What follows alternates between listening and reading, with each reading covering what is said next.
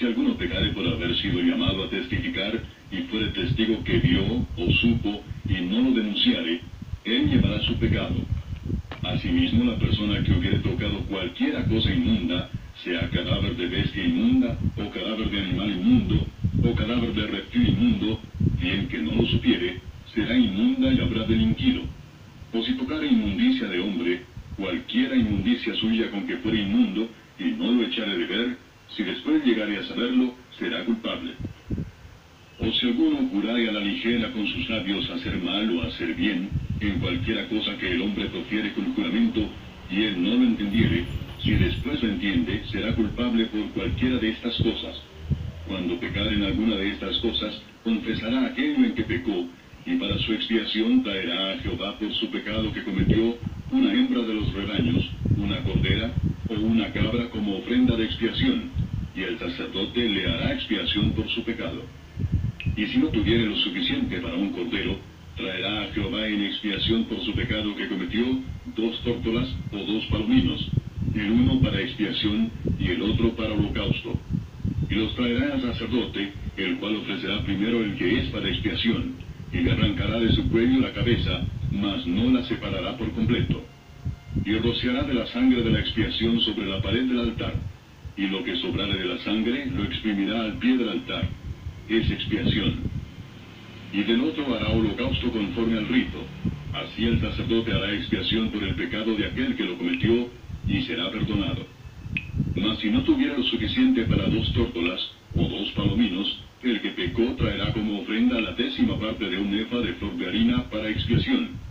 No pondrá sobre ella aceite, ni sobre ella pondrá incienso, porque es expiación. La traerá pues al sacerdote, y el sacerdote tomará de ella su puño lleno para memoria de él, y la hará arder en el altar sobre las ofrendas encendidas a Jehová. Es expiación. Y hará el sacerdote expiación por él en cuanto al pecado que cometió en alguna de estas cosas, y será perdonado. Y el sobrante será del sacerdote como la ofrenda de vianda. Habló más Jehová a Moisés diciendo: Cuando alguna persona cometiere falta, y pecare por yerro en las cosas santas de Jehová, traerá por su culpa a Jehová un carnero sin defecto de los rebaños, conforme a tu estimación en siclos de plata del siclo del santuario, en ofrenda por el pecado. Y pagará lo que hubiere defraudado de las cosas santas, y añadirá a ello la 5ª parte, y lo dará al sacerdote. Y el sacerdote hará expiación por él con el carnero del sacrificio por el pecado, y será perdonado. Finalmente, si una persona pecare o hiciere alguna de todas aquellas cosas que por mandamiento de Jehová no se han de hacer, aun sin hacerlo a sabiendas, es culpable y llevará su pecado. Traerá pues al sacerdote para expiación, según tú lo estimes, un carnero sin defecto de los rebaños, y el sacerdote le hará expiación por el yerro que cometió por ignorancia, y será perdonado. Es infracción y ciertamente delinquió contra Jehová. Levítico 5. Acerca de las diversas transgresiones, el hombre que oculta la verdad cuando ha jurado como testigo, decir la verdad, toda la verdad y nada más que la verdad. En tal caso, si por miedo de ofender a alguien que ha sido su amigo o quizás su enemigo, el hombre se niega a dar la evidencia o le da solo en parte, tendrá que cargar con su iniquidad. Y es una carga pesada que si no se hace algo para sacarla, hundirá al hombre en el infierno. Como todos los que sean llamados en algún momento a ser testigos piensen en esa ley y sean libres y honestos en la evidencia que dan. Cuídense de prevaricar, cosa sagrada es un juramento ante el Señor, con lo cual no se debe jugar. El hombre que toca algo que estaba ceremonialmente inmundo, aunque tocar una cosa inmunda solo lo contaminaba ceremonialmente, el no lavarse conforme a la ley era negligencia o desprecio y contraía culpa moral. Tan pronto como Dios por su Espíritu convence a nuestra conciencia de algún pecado o deber, tenemos que obedecer dicha convicción, sin avergonzarnos de reconocer nuestro previo error. Jurar a la ligera que se hará o no tal cosa como si después el cumplimiento de su voto resulta ilícito que no se puede cumplir, La sabiduría de la providencia ayuda a prever dichas dificultades. En tal caso, el ofensor debía confesar el pecado y presentar la ofrenda, pero la ofrenda no era aceptada a menos que fuera acompañada de una confesión. El engaño está en las generaciones. Muchos reconocen haber pecado, pero eso todos tienen que aceptarlo, pero no están dispuestos a admitir que han pecado en algún aspecto específico. La manera de asegurarse del perdón y armarse contra el pecado para el futuro es confesar la verdad exacta.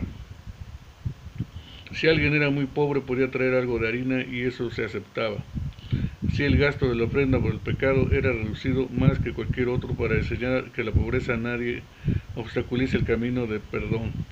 Si el pecador traía 2 tórtolas, una era ofrenda por el pecado y la otra para holocausto. Debemos ver primero que nuestra paz sea hecha con Dios y entonces podemos esperar que nuestros servicios para su gloria sean aceptados por Él. Cuando se ofrecía harina no se debía hacerse agradable al paladar con aceite ni al olfato con incienso, para indicar así la odiosidad del pecado. Por medio de estos sacrificios Dios hablaba de consuelo a quienes habían ofendido para no desesperarse ni languidecieren en sus pecados, de igual forma de cautela para no ofender más, recordando cuán molesto era hacer la expiación. Aquella ofrenda es para expiar las ofensas contra un prójimo. Si alguien usaba involuntariamente algo consagrado a Dios, tenía que presentar ese sacrificio. Tenemos que ser celosos con nosotros mismos para pedir perdón por el pecado y dar satisfacción por el mal, aunque solo sospechemos de que somos culpables. La ley de Dios es tan amplia, las ocasiones de pecar en este mundo son tan numerosas y somos tan proclives al mal que debemos comer siempre y orar siempre que seamos librados del pecado. También debemos mirar delante nuestro cada paso. El cristiano verdadero se declara culpable diariamente ante Dios y busca el perdón por medio de la sangre de Cristo. Y la salvación